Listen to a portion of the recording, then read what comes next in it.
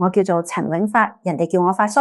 嗰年我50歲，喺深水埗北河街開咗間麵鋪，鋪頭名就叫永發，個名係老土啲，地方又細，門口2張台，入面5張台，廚房一煲湯螺餅，一煲煮麵螺，牆上面貼住價目表，牛腩麵45蚊，炸醬麵38蚊，清湯麵25蚊，加蛋5蚊。我呢個人冇咩大志，後生嗰陣揸過貨車，做過小買賣，跌過跤，又俾人呃過錢。後來年紀大咗，覺得人一世能夠煲好一煲湯都算係本事。我老婆走得早，個仔喺外地做嘢，麵鋪得我一個人撐住。朝早5點熬湯，6點開門，夜晚9點收檔，日子忙到好似鑊裏邊啲麵條反來覆去，最後都係落到碗裏面。北河街人多口雜，邊個屋企嘈交，第2日半條街都知邊個發達。第3日就有人話佢啲錢嚟路唔正。我喺呢條街開鋪10幾年，早就學識一件事，聽到是非唔好急住接口水嘅人，最中意有人遞梯，你唔理佢，佢自己講講下就冇言。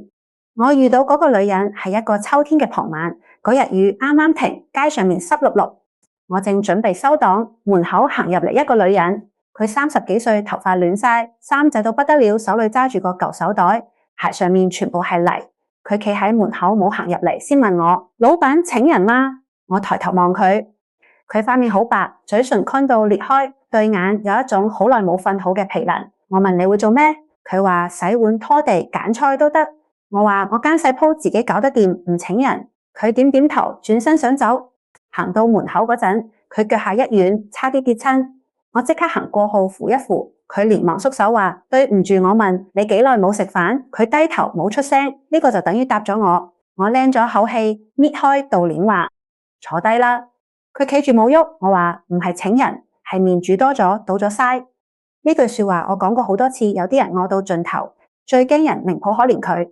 你話送佢一碗，佢未必食；你話煮多咗，佢反而坐得低。我俾佢煮咗一碗清湯麵，又窩咗隻蛋。佢見到隻蛋抬頭話：老闆，我冇錢。我話隻蛋裂咗，唔食都係嘥。佢望住嗰碗麵，眼淚一下跌咗落嚟。我冇望佢，轉身去捽灶台。人最狼冇嘅時候，眼淚唔需要觀眾。佢食得好慢，一條麵都冇剩，湯都飲乾淨。食完佢企起身，對我鞠咗個躬：老闆，我叫做林嘉欣，今日呢碗麵我以後一定會還。我話唔使還，佢話要還。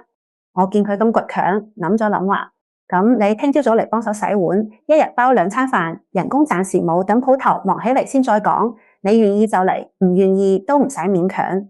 佢猛地抬頭，好似聽唔清楚我話。我間細鋪粗活多，你唔好嫌。佢把聲震晒話：我唔嫌就係咁。林嘉欣留咗落嚟，第2日朝早5點半，佢真係嚟咗我度鋪頭嗰陣，佢已經企喺門口，件衫都係尋日嗰件，但頭髮梳整齊咗，鞋上面嘅泥都捽乾淨咗。我開門，佢第一句就話：發叔，我嚟遲咗嗎？我話我都未嚟，你遲俾邊個睇？佢愕咗一下，輕輕笑咗，嗰個笑好淺，好似陰天裏面透出嚟嘅一絲光。初頭佢好少講嘢，叫佢洗碗就洗碗，叫佢拖地就拖地。廚房角落有油煎，我自己都懶得捽，佢踎喺度拎住鋼絲刷，逐忽逐忽咁捽到啲雞腎露出原本嘅白色。我話是但啦，又唔係煮俾皇帝食。佢話乾淨啲，客人舒服啲。我話客人食麵又唔舐牆。佢忍唔住笑咗呢一笑，我先發現佢其實生得唔差，只係太攰太瘦，整個人好似俾生活揸到窒晒。第3日佢提出夜晚想瞓喺鋪頭，我就真係問：你冇地方住？佢低頭話：暫時冇。我冇再追問。一個30幾歲嘅女人揸住個舊手袋，差啲倒喺門口，冇地方住，背後肯定有嘢，但人哋嘅傷口唔係你想睇就可以揭開。我將後面嘅細雜物房執出嚟，原先入面堆滿麵粉袋同舊紙箱，地方唔大，但放到一張摺床。我話：你站住呢度門入面可以散實。夜晚我走之前鎖前門，朝早嚟開。你覺得唔方便，我幫你揾間平價賓館。佢眼圈紅咗，發叔多謝。我話唔使謝，租喺以後人工度扣。佢點頭話好。其實我冇打算扣，只係人被逼到低處嗰陣，你俾佢一筆似樣嘅數，佢心裏會踏實啲。林嘉欣住低之後，北河街嘅是非即刻起晒。隔年賣蛇味嘅老馬第一個挨埋嚟：發叔，你間鋪幾時多咗個女人？我話尋日。佢話咩關係？我話洗碗㗎。佢擠仔眉弄眼，洗碗仲可以住鋪頭？我望佢一眼話，你屋企啲奇豬耳都住喺鑊入面，你同佢咩關係？老馬一啖茶差啲噴出嚟，佢話你把口真係衰，我話你把口先係。佢笑住行開咗，但其他人冇咁易收聲。有人話林嘉欣俾男人飛咗，有人話佢欠債走佬，有人話我發叔50歲仲唔老實，收留個女人肯定唔安好心。呢啲說話我聽得到，林嘉欣都聽得到。有一日中午，佢遞碗嗰陣手震咗一下，湯沙咗少少。我問做咩？佢搖頭話冇事。等客人走晒之後，我見佢踎喺廚房揸住塊布，捽緊已經乾淨咗嘅地，一片又一片。我話唔好捽啦，地都就快俾你捽穿。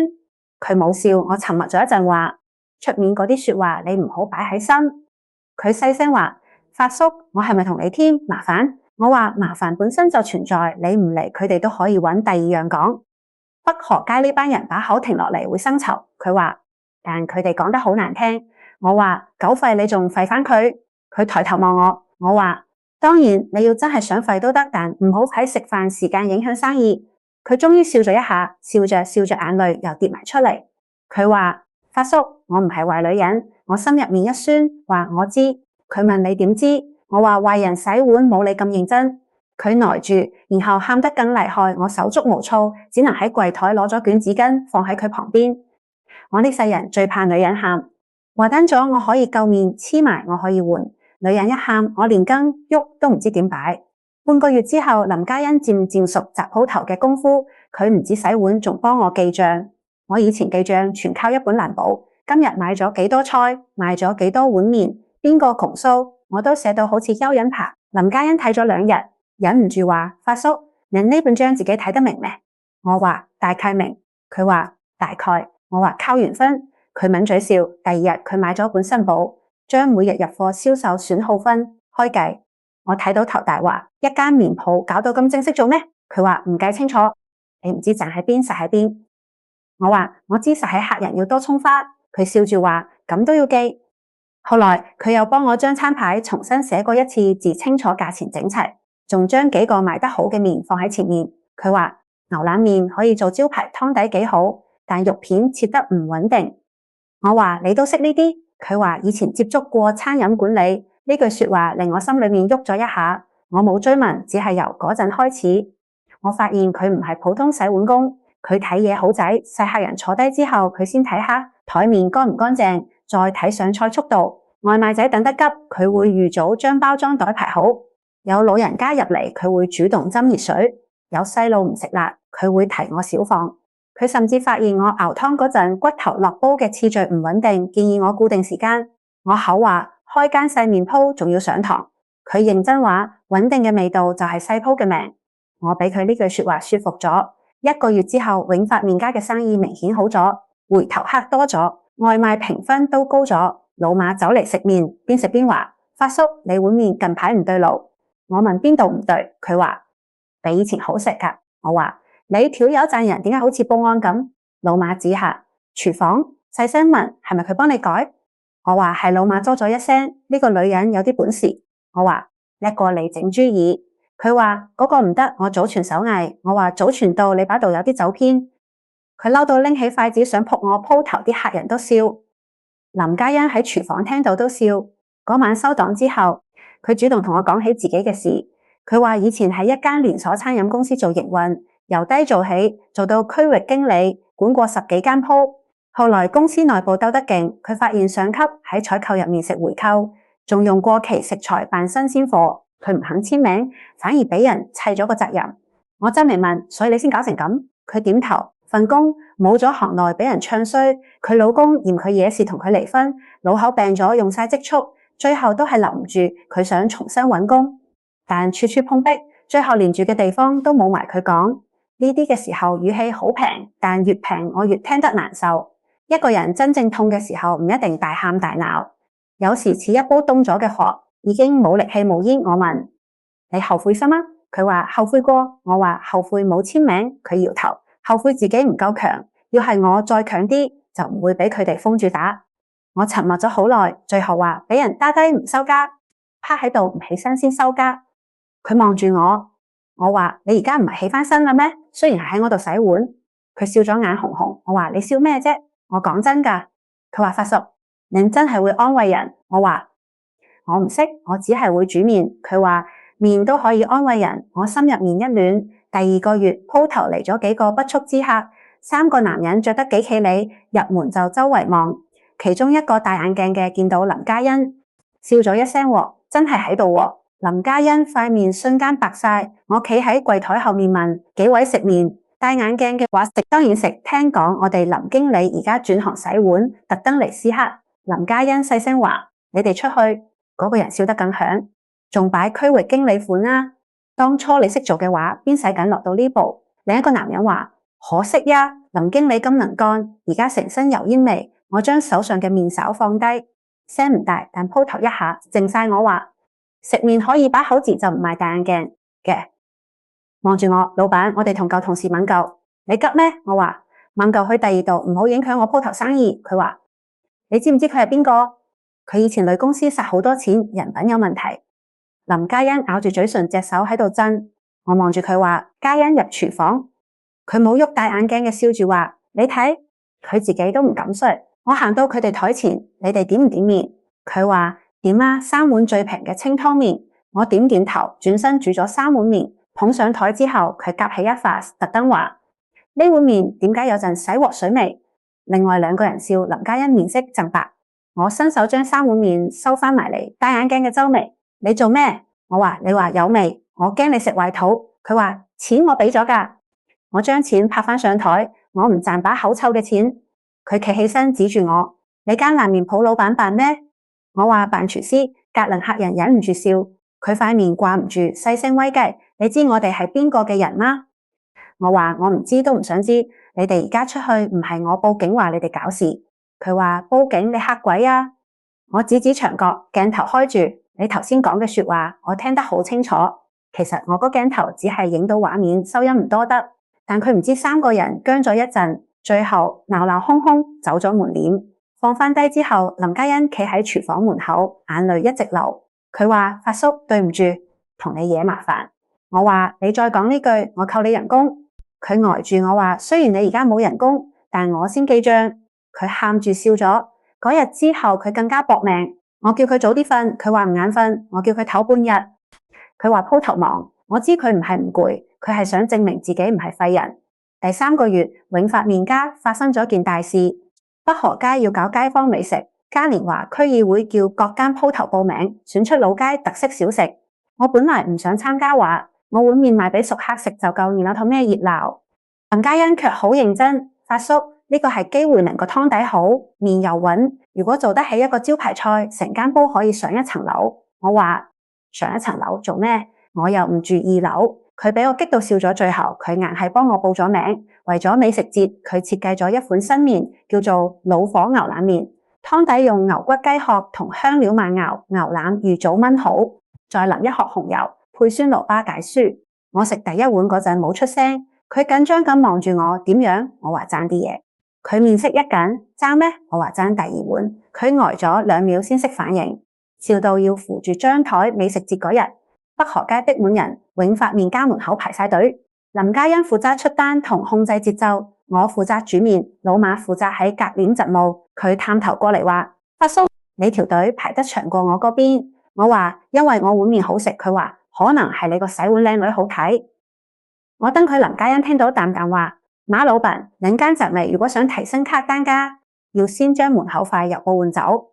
老馬一愣，佢又話係咪香氣好？但陳列太亂，客人睇唔出主打。豬耳可以切薄啲，顏色會更靚。老馬嘴都張大，你連齊味都識。林嘉欣話餐飲邏輯差唔多。我喺旁邊話聽到未？祖傳走偏有救啦。周圍人都笑。美食節評選，永發麵家攞咗第1區議會，俾咗個牌。我北河街特色麵家，我斬住個牌返嚟，覺得好重。林嘉欣企喺門口望住，對眼發光。我話呢個有你一半，佢搖頭，係兩間鋪。我話冇理，我仲靠緣分記賬。佢笑咗。嗰晚我第一次出糧俾佢3個月嘅。佢望住封信封冇接我話嫌少。佢話唔係發叔，我喺寧嗰度食住，您仲包我飯已經夠多。我將信封塞入佢手。做嘢收錢天經地義，你唔收就即係仲當自己係被救嘅人。佢手一抖，我話你唔係我救嘅，係你自己一步一步企返起身，我只係俾咗個洗碗盤你。佢眼淚又落嚟，我釘氣，你係水龍頭做㗎。佢破涕為笑。第4個月開始，佢走咗，唔係偷偷走。佢提前3日同我講，有個機會佢想去試。我問咩機會？佢話以前一個客知道佢嘅事，最近聯絡佢，話有間新餐飲集團請營運負責人，願意俾佢1次面試。我話好事啊。佢話但我驚。我問驚咩？佢話驚又俾人踩低。我望住佢話咁着對硬淨啲嘅鞋喎。佢笑咗走嗰日，佢將雜物房執到一塵不染，床單搭到四四方方。佢企喺門口對我鞠咗個躬，發叔多謝您。我話唔使謝，以後發達記得返嚟食麵，俾錢。佢話一定。佢揸住嗰個舊手袋走咗北河街，好快又傳開是非。有人話嗰個洗碗嘅走咗佬，有人話發叔白養3個月，老馬嬲到同人嘈。你識條鐵咩？人哋去面試啊！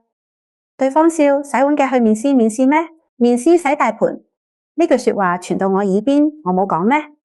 我只係照常開鋪熬湯煮麵抹台，只係每日朝早見到廚房嗰個吉位，心裏會空一空。人老咗口話唔在乎，其實都怕習慣俾人攞走。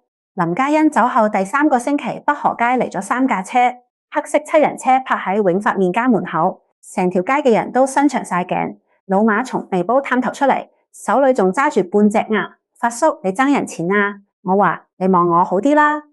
車門打開，先落嚟2個着西裝嘅人，然後一個女人從中間嗰架車落嚟，黑色西裝、白恤衫，頭髮計得整整齊齊，腳上高踭鞋，企得好穩。我望咗好幾秒，先認得出林嘉欣，佢好似換咗一個人，唔單止係變靚咗咁簡單，係成個人立起咗。以前佢企喺門口，好似俾風一吹就倒，而家佢企喺街上面，風都好似要繞住佢。行北河街嗰班口碎嘅人全部靜晒，有人細聲話呢個唔係發叔鋪頭洗碗嗰個咩？有人話冇可能啩？老馬連牙都忘記咬。林嘉欣行入鋪頭，企喺我面前。發叔，我返嚟啦。我望住佢點蝦頭，我話食麵嗎？佢笑咗，眼眶紅晒食。我轉身入廚房，煮咗一碗老火牛腩麵。加多隻蛋，佢坐喺以前靠窗嘅位，雙手放喺膝頭，好似面試咁端正。我將麵捧俾佢，佢拎起筷子食一啖，眼淚啪嗒跌入碗。我話唔好喊湯會鹹，佢笑住抹眼淚。發叔，我通過面試啦，而家係新公司嘅營運總監。我話好，佢話公司準備喺北河街做一個餐飲改造項目。我第一個推薦咗永發麵家，我呆住。佢身後一個西裝男人拎出文件，客氣咁話。陳先生，我哋集團想同您合作，將永發麵家作為北河街嘅樣板店升級，保留您嘅招牌同手藝裝，收供應鏈同營運推廣由我哋負責。林總堅持話呢間鋪唔可以改名。林總呢個稱呼一出嚟，門口圍觀嘅人都倒抽一口氣。老馬細聲話，林總旁邊有人面都綠埋。我望住林嘉欣，佢話發叔，您當初俾咗個洗碗盤我。而家我想俾永發麵家一個更大嘅租台，我心裏好熱，但我都係問合作還合作。我煲湯唔可以改，佢笑唔改。我話麵都唔可以偷工減料，佢話唔會嗱。我話價錢唔可以加到老街坊食唔起，佢話會保留平價餐牌。我話咁可以傾。門口有人忍唔住話發叔，你仲拎款？我回頭望一眼，唔係拎款係規矩。嗰個人即刻唔出聲。林嘉欣企起身，對門內嗰班北河街街坊點咗下頭。佢話呢3個月多謝各位關照。呢句說話講得好平，冇肯刺，冇翻舊賬，但越平就越令嗰啲講過是非嘅人塊面發熱。老馬第一個拍手，林總恭喜啊！林嘉欣笑住話：馬老闆令塊油布換咗未？老馬塊面一紅，聽日就換，成條街空笑。嗰日下午，合作團隊喺我鋪頭坐咗2個鐘。佢哋傾方案、傾合約、傾改造，我聽到一嚿雲。林嘉欣坐喺旁邊，逐條解釋俾我聽，邊度要簽，邊度要留意，邊啲條款保護我個招牌，邊啲地方唔可以讓步。我望住佢拎筆批注，忽然諗起3個月前，佢踎喺廚房追油漬嘅樣，一個人跌到落地唔可怕，可怕嘅係人人都當你係地底泥，連你自己都信。林嘉欣冇信，佢只係借我間洗麵鋪唞咗啖氣，洗走身上嘅灰，然後換翻套西裝，重新走翻自己嘅戰場。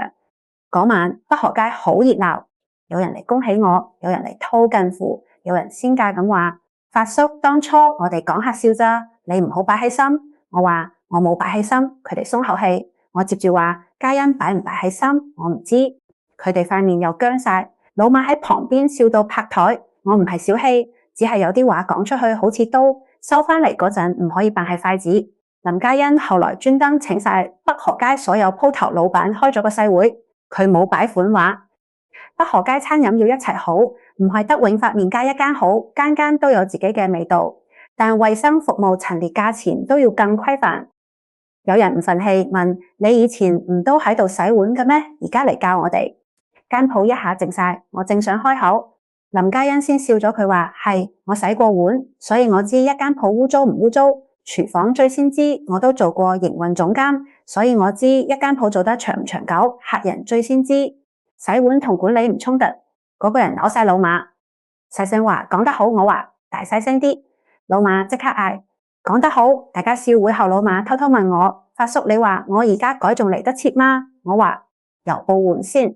佢話買咗新嘅。我話注意切薄。佢話切。我話少打聽人哋是非。佢話呢個有啲難。我話咁將你把口用嚟招呼客人先。老馬冷氣，你而家背後有人撐，講嘢越嚟越硬。我話我一直都硬，只係以前懶得講。改造持續咗1個月，永發麵家冇變成嗰種花里花碌嘅網紅鋪。林嘉欣尊重我嘅意思，保留咗舊招牌，只係將牆身油乾淨，廚房動線重做，台嘅換成結實好木嘅，餐牌更清楚，門口加咗一塊細牌，一碗熱麵慢慢熬。呢句係佢寫嘅。開業嗰日人特別多，老客嚟咗，新客都嚟咗。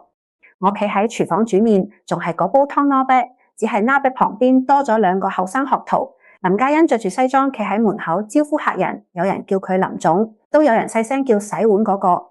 佢都笑住應。我問佢介唔介意，佢話洗碗唔失禮。我話咁咩先失禮？佢望向街口細聲話蒙住良心簽名失禮，落井下石失禮，將人哋嘅難處當笑話失禮。我點點頭。佢話發叔，我而家越嚟越覺得嗰3個月係我最難嘅時候，亦都係最值嘅時候。我話值喺邊？佢話令我知道自己就算剩返洗碗，都仲可以將碗洗乾淨。呢句說話令我心裏邊一震。人最怕嘅唔係由高處跌落嚟，係跌咗落嚟之後，連身邊嘅小事都唔願意認真做。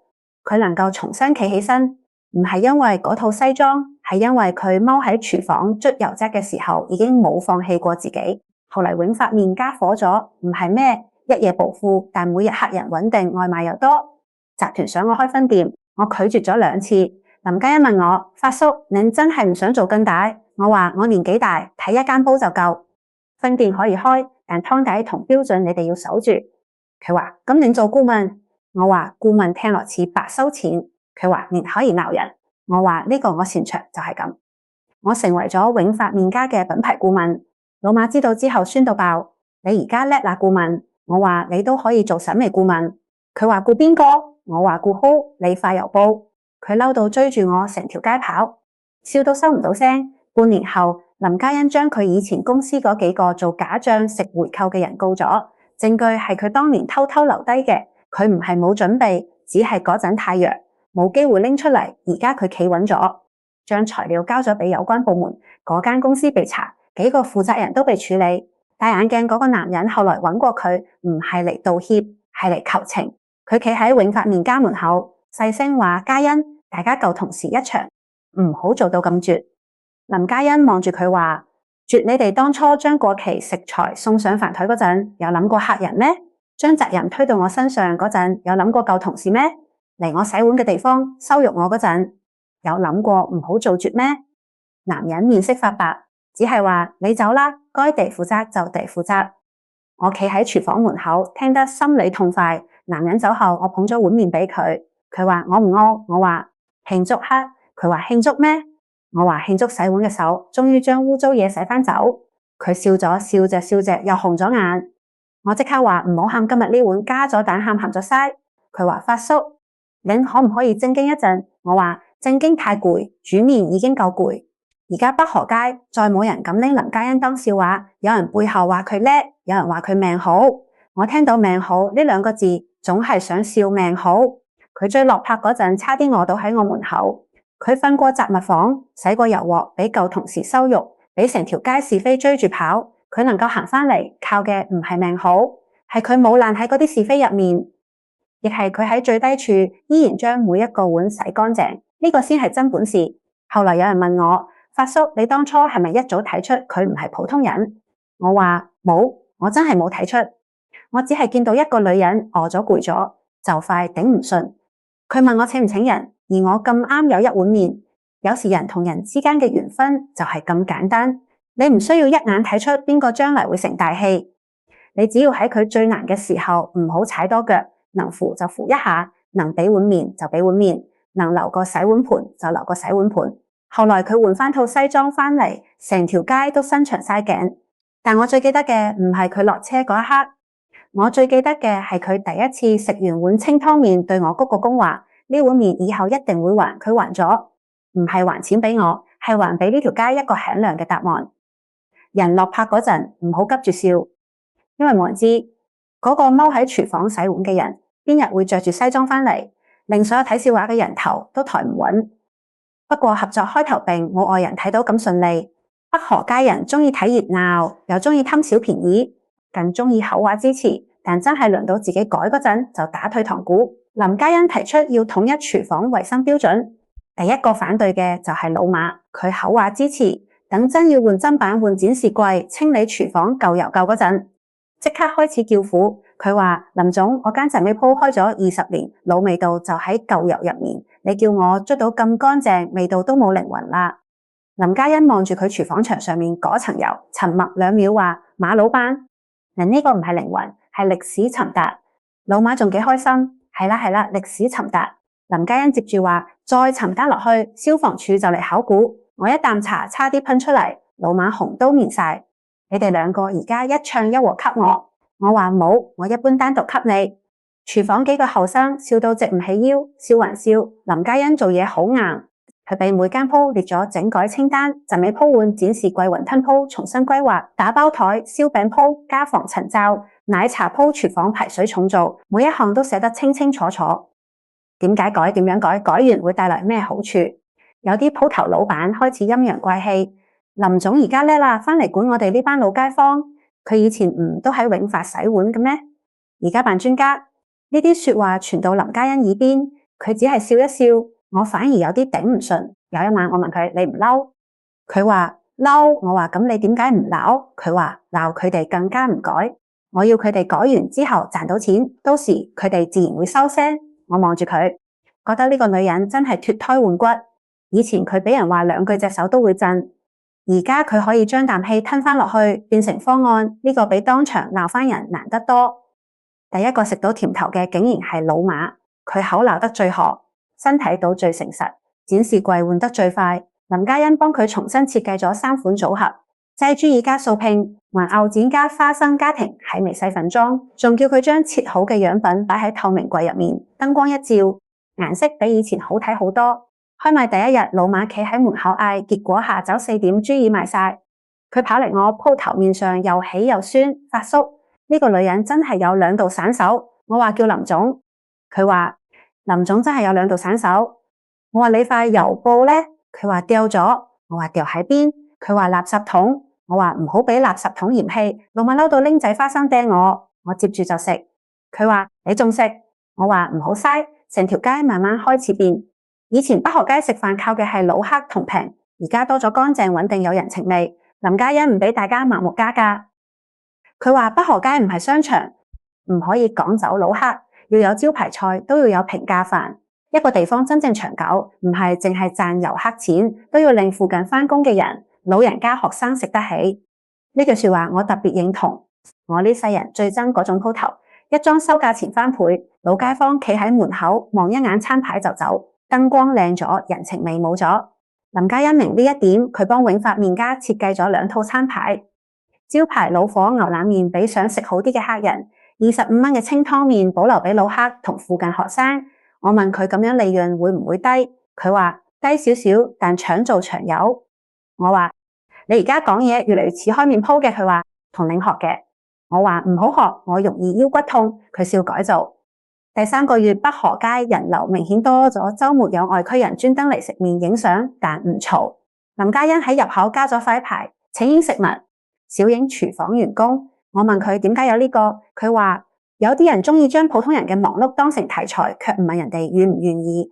老街要熱鬧，但唔可以當人係展品。我聽完半日冇出聲，話嘉欣，你呢3個月碗真係冇白洗。佢話點解？我話你知唔知人喺低處嗰陣最驚咩？佢低頭笑咗一下，佢當然知，因為佢俾人圍觀過，俾人議論過，俾人拎落撲嚟當笑話過。所以而家輪到佢企高啲，佢冇將人哋踩低，呢個就係難得。但事情一好就有人眼紅。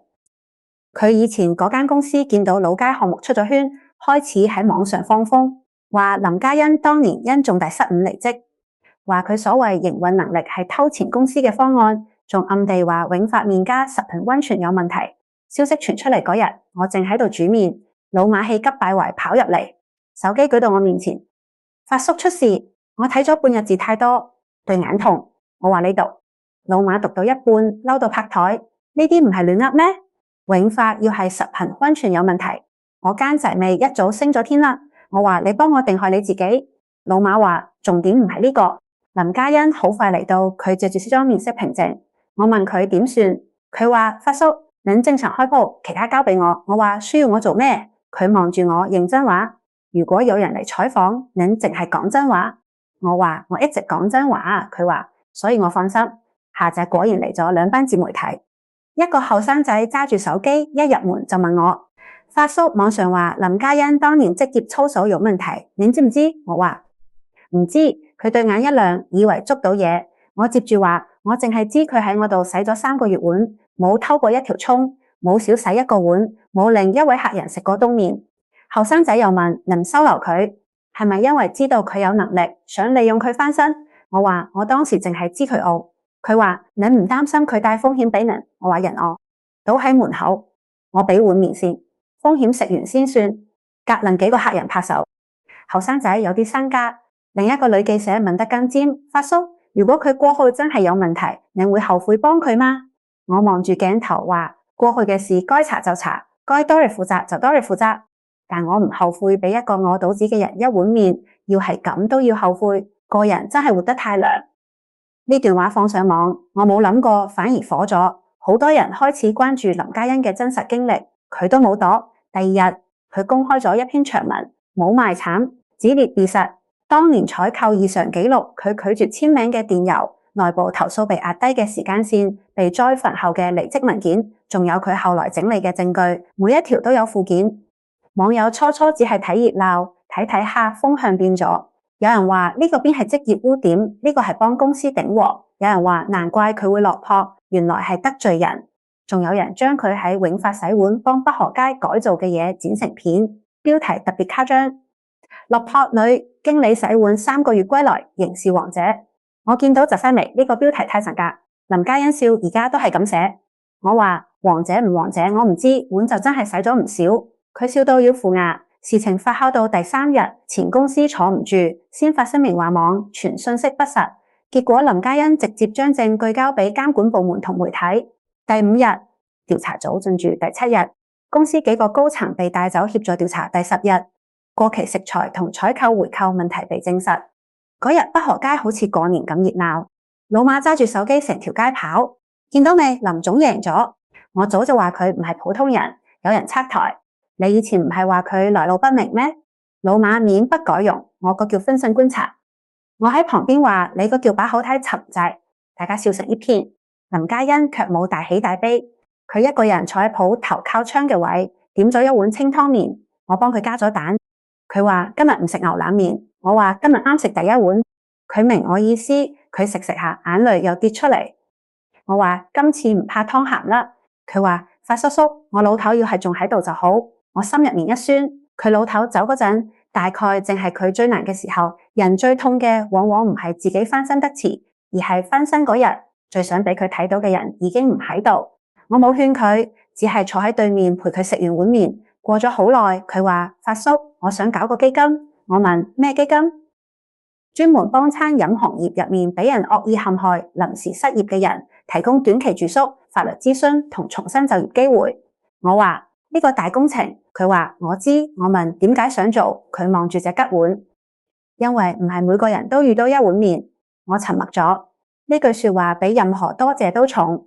後來呢個基金真係做起咗個名叫一碗麵計劃。我聽到個名嗰陣，腦面有啲熱，話換個高級啲嘅名啦。佢話唔使高級，有用就得。第一批幫嘅人入面有個後生廚師，因為拒絕用變質肉俾老細趕走，仲被扣人工。佢嚟到永發麵家嗰陣，同當年嘅林嘉欣好似孭住個背囊，對眼發紅，口話自己冇事，個肚卻咕咕聲。林嘉欣望住佢，轉頭同我講：發叔煮碗麵啦。我話加單嗎？佢話加。我一邊煮麵，心裏一邊諗呢碗麵走完啦。由我手到林嘉欣手，再到另一個落難嘅人手上，佢唔值幾多錢，但能令一個人喺最凍嘅時候先唔好倒。呢個就夠後來一碗麵計劃幫嘅人越來越多，有人重新揾到工，有人開咗細鋪，有人最後冇留喺餐飲行業，但至少冇被一場冤枉鐵底壓垮。林嘉欣每次聽到好消息都會嚟我鋪頭食麵。佢話呢度似佢嘅起點。我話你起點都幾靚。佢話有煙火味幾好。我話咁又係。有一晚北河街收晒檔之後，佢着住西裝企喺鋪頭門口望住對面嘅燈火。我問佢攰唔攰，佢話攰。我話後悔嗎？佢搖頭。佢話以前我只想證明自己清白，而家我想證明清白嘅人唔應該活得咁難。我聽得心裏邊一震。呢句唔係口號，係一個從泥欄爬出嚟嘅人，將身上嘅泥睇清楚之後，想俾後來嘅人鋪塊散。我話嘉欣，你叻過我。佢笑咗。發叔，冇能嗰碗麵，我可能撐唔到今日。我擺手，我嗰碗麵只係麵，你撐得到今日係你自己骨頭硬。佢話咁都要有人先俾我一口熱嘅，我冇再爭。人同人之間嘅恩情，有時唔使分清邊個比邊個多。你俾我一碗麵，我俾你一條路。最後大家都行前少少，呢個就好好。幾年後，永發麵家喺城裏開咗幾間分店，每間鋪門口都有一句話：一碗熱麵留俾趕路嘅人。呢句係林嘉欣定嘅。我問佢趕路嘅人係邊個，佢話係當年嘅。我亦係以後每一個暫時冇地方去嘅人。我話咁碗麵要煮好啲，佢話所以請人做總顧問。我話總顧問比顧問多咩？佢話多鬧幾間鋪。我話呢個可以。老馬知道之後，非將自己啲體味都申請加入。佢話我都想留啲豬耳俾趕路嘅人。我話趕路嘅人食豬耳唔方便。佢話咁雞蛋？林嘉欣笑住話雞蛋可以。後來老馬真係喺鋪頭門口放咗塊細牌：夜班工人、外賣騎手遇難處嘅人10點後熱，仔蛋半價。我問佢你唔怕師？佢話同你學嘅。我話我冇教你飛錢。佢話你教嘅係唔好將心拗 con。我望佢一眼。老馬有啲唔好意思，即刻話當然主要都係林總方案好。我笑咗，成條北河街就係咁慢慢變得好唔同，唔係突然變有錢，亦唔係個個都變咗好人，但至少大家少咗啲冷眼，多咗啲幫手。有人落難嗰陣唔再第一反應睇笑話，有人搵工嗰陣鋪頭老闆會問一句識唔識洗碗，能唔能先食碗麵。有人被恰嗰陣都有人願意聽多兩句。呢個變化好細，但細變化熬耐咗都係一煲好湯。我而家年紀更大，煮麵速度慢咗。林嘉欣唔俾我日日企廚房，話我應該休息。我話我一休息間鋪就冇靈魂。佢話您放心，標準都記低晒。我話標準記得住，脾氣記唔住。佢話您嘅脾氣全鋪都識背。我話嗰個唔係好教材。佢笑。有時我坐喺鋪頭門口睇住佢着住西裝出入處理項目，訓人開會，成條街都仲有人伸長頸望佢。但今次唔係睇笑話，係佩服。我心裏邊都高興。我唔係佢老頭，亦唔係佢師傅，我只係佢最落魄嗰陣俾過一碗麵嘅人。但人一世能夠喺別人低谷入面留低少少熱氣，已經好唔錯。有一年清明前，林嘉欣問我能否陪佢去一趟墓園。我愣咗一下，佢話我想去睇下我老。以前我冇面去，總覺得自己搞成咁對唔住佢。我話呢個有咩冇面？父母睇細路，邊有淨係睇成敗㗎？佢低頭笑下，冇出聲。嗰日我沙半日門，老馬自告奮勇幫我開鋪。我話你會煮麵？佢話唔會，但我會同客人講你唔喺度。我話咁你呢個能力都幾核心。佢拍心口話放心。我話我一啲都唔放心，但都係去咗墓園。喺城外山坡上，林嘉欣着得好素，手裏捧住一束白花。佢企喺老樓墓前好耐冇出聲。我企遠少少冇打，妖風吹過松樹聲好輕，過咗好一陣，佢先開口：爸，我返嚟啦。呢4個字一出，佢眼淚就落嚟。佢話：我而家幾好，有工做，有朋友，仲有面鋪肯留飯俾我。以前嗰啲事查清楚晒，害我嘅人都付出代價，您唔使再擔心我。我聽得鼻頭一酸。佢又話：爸，我最難嗰陣差啲撐唔住，但有個發叔俾咗我一碗麵，佢口硬話煮多咗，其實佢就係心軟。我喺後面咳一聲，佢回頭望我，含住淚笑我話：你同你老頭告狀還告狀，唔好當面測我。佢抹抹眼淚，話我老劉應該會鍾意你。我話嗰個未必，我脾氣唔好。佢話佢都脾氣唔好。我話咁我哋可能會嗌交。佢笑到眼淚又跌。拜完落山嗰陣，佢整個人輕咗好多。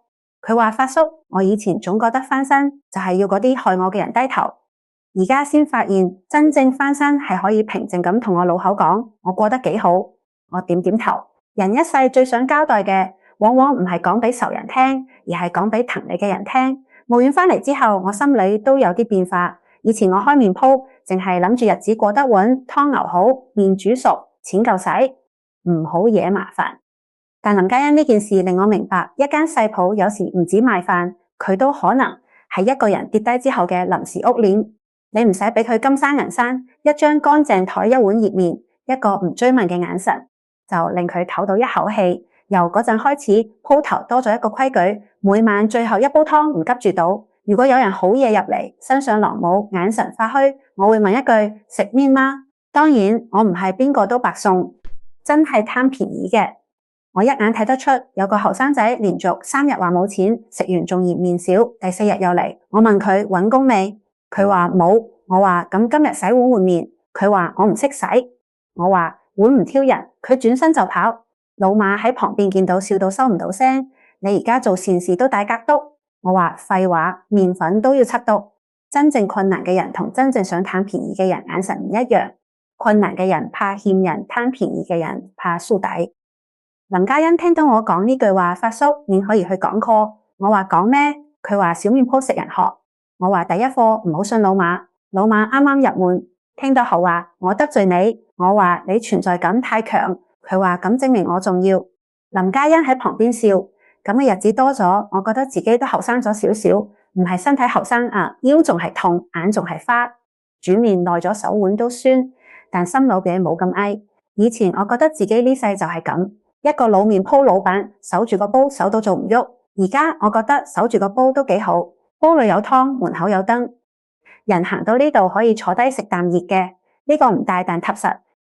後來一碗麵計劃搞咗一次小型聚會，嗰班被幫過嘅人都嚟咗，有重新返工嘅廚師，有開早餐檔嘅夫婦，有一個以前被拖糧嘅服務員，而家喺分店做領班，佢哋非要請我講話，我最怕講話。我話林嘉欣講就得。林嘉欣話大家想聽您講。我企到前面望住一張張後生嘅面，心裏有啲慌。我話我冇咩文化，就一句：人難嘅時候先食飯，食飽咗唔好，倒唔到就有機會。大家先係一樂，然後拍手。我即刻落台。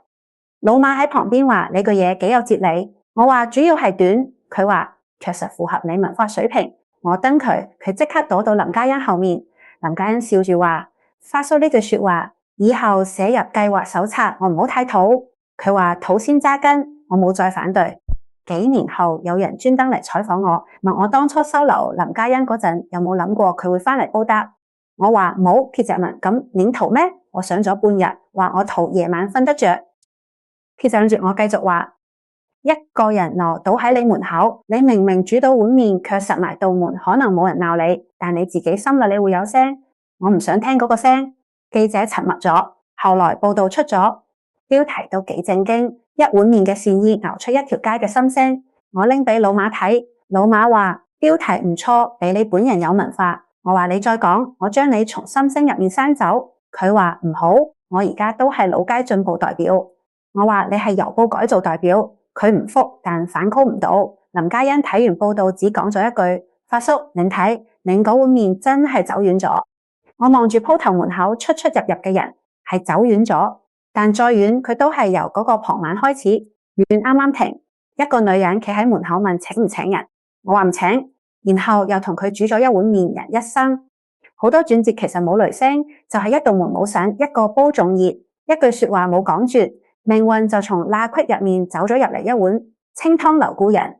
3月油煙洗舊塵，莫笑低微人落魄，西裝歸日滿街春。